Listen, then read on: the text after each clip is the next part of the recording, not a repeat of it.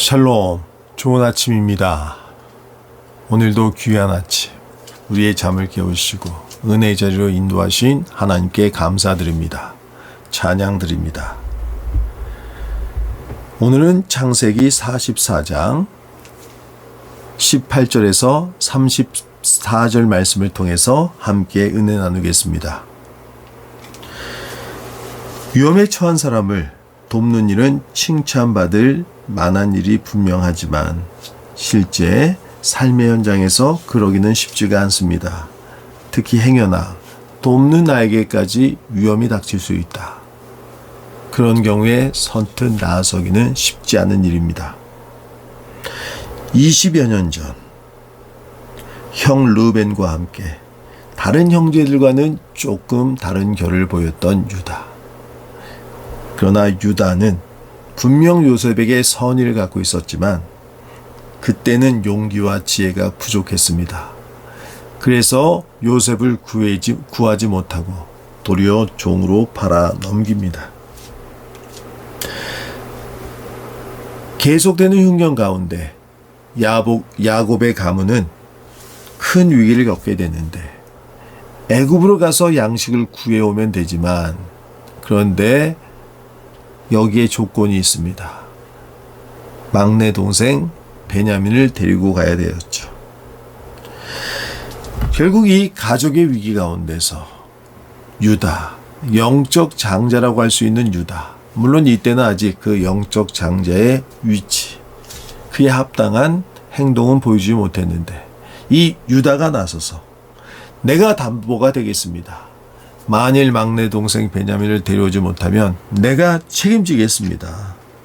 이렇게 야곱을 설득해서 다시 형제들은 애굽으로 가게 되었는데 거기에서 유다는 다시 한번 일생일대의 중요한 결단을 내려야 되는 순간에 봉착하게 됩니다. 즉 동생 베냐민을 애굽의 종으로 남길 것인가, 아버지 야곱에게 약속한 대로 자신이 담보가 되어서 그 대가를 지불해서 종으로 남느냐. 이 모든 일은 형들의 마음을 시험하고자 했던 요셉의 테스트였지만 형들은 알 수가 없죠. 그러니 마음이 얼마나 조급하고 괴로웠겠습니까? 이 절체절명의 위기의 순간에 또 선택의 순간에 유다는 어떤 선택을 했겠습니까? 33절에 보면 이제 주의 종으로 그 아이를 대신하여 머물러 있어 내 주의 종이 되게 하시고 그 아이를 그의 형제들과 함께 올려보내소서. 정말 위대한 결단이 아닐 수가 없습니다. 감동적인 결단입니다. 이전의 성경의 기록을 보면 유다는 이런 결단, 위대한 결단을 내릴 만한 인물이 못 되었습니다. 도리어 비겁하고 타협적이고 비굴한 모습을 보였습니다. 그 가운데 요셉을 애굽의 종으로 팔았고 또 분별력을 상실한 가운데서 이방인과 어울리다가 며느리 다말과 동침해서 아들이자 손자를 낳게 되는 망신을 당했습니다. 이렇게 실패자요 패배자였던 유다가 적어도 이 순간만큼은 과거의 모든 과오를 상쇄시킬 만한 영적 장자의 모습을 보여줍니다. 즉 회복하고 성장한 것이죠. 자, 그렇다면 유다가 어떻게 이런 위대한 결단을 할 수 있었겠습니까?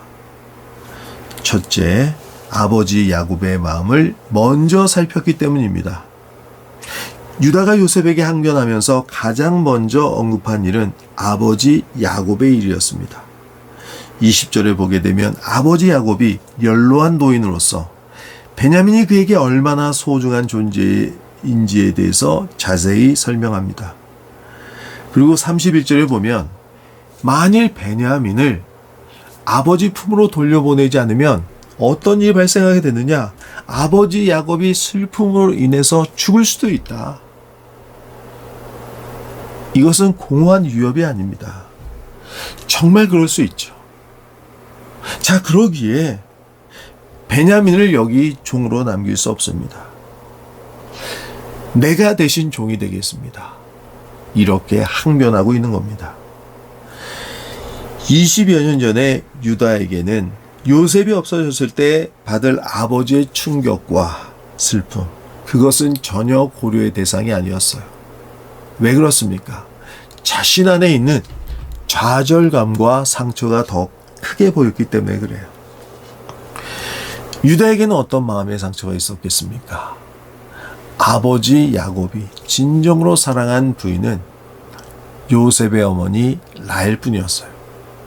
그 가운데 또 다른 아내 레아, 유다의 어머니 레아는 슬픔 가운데 또 질투심 가운데 평생을 보내야 됐었고, 또 이것은 그 당대로만 끝난 것이 아니라 자식을 낳았는데 그 자식들 가운데에서도 라헬의 자식들 요셉, 베냐민을 더 편애했죠.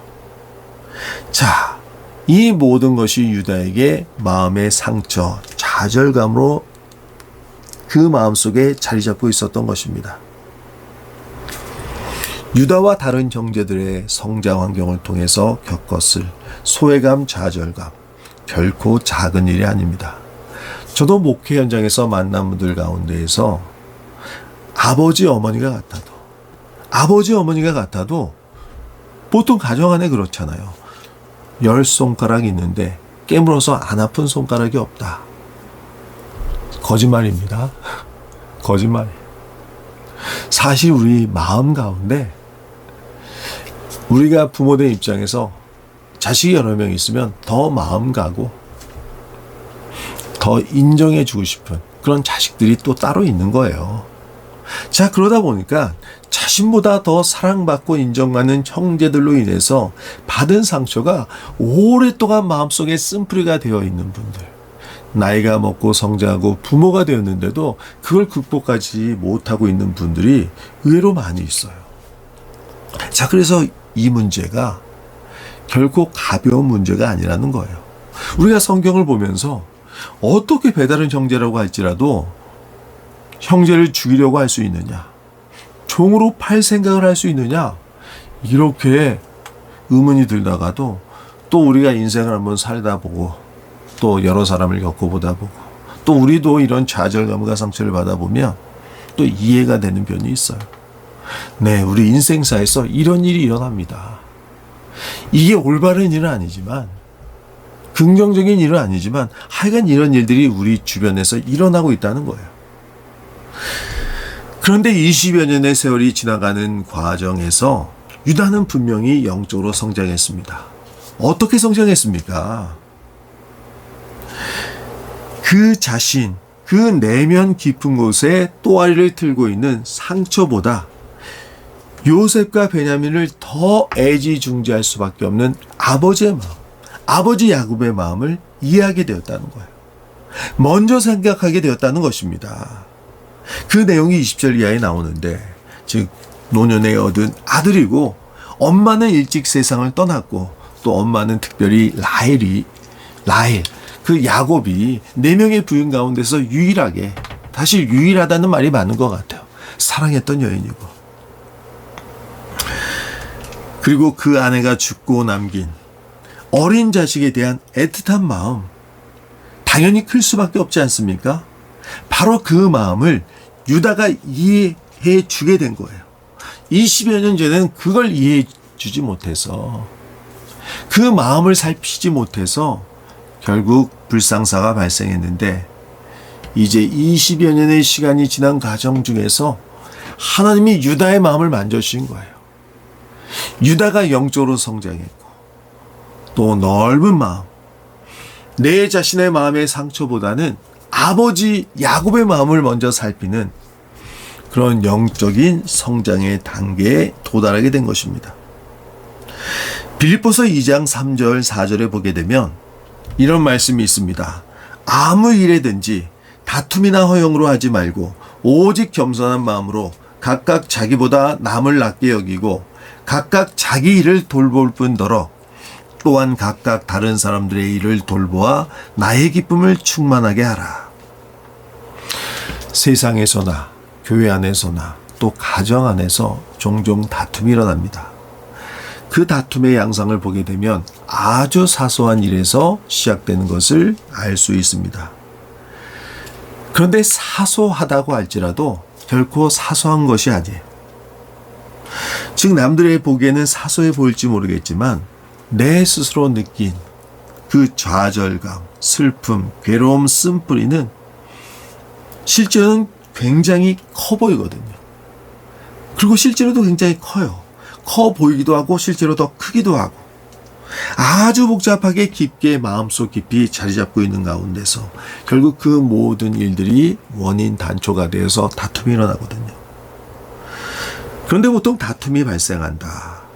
특별한 경우, 즉 힘 있는 자가 아주 일방적으로 약한 자를 괴롭히고 힘들게 하는 경우, 아주 몇 가지 경우는 있지만 일반적으로 다툼이 발생할 때는 소위 말하는 쌍방가실입니다.